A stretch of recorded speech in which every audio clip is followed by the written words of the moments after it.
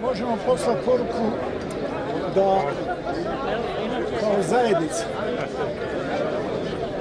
kao žitelji ovog grada, možemo se, koliko god smo tužni za žrtvama, ali ponosni da smo nekoliko ključnih civilizacijskih vrijednosti odbranili.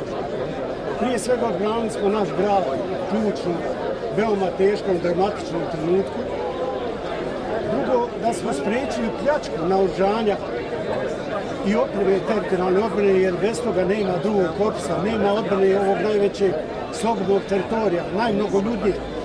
A ozbiljno se postavlja pitanje i odbrana Bosne, da nije spriječilo to naoružanje, pljačka tog naoružanja.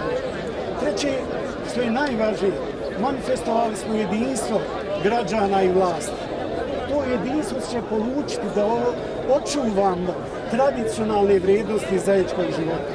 Ta vrijednost multikulture ostaće i na neki način veoma snaže i danas kad je kriza i politička i sigurnosna.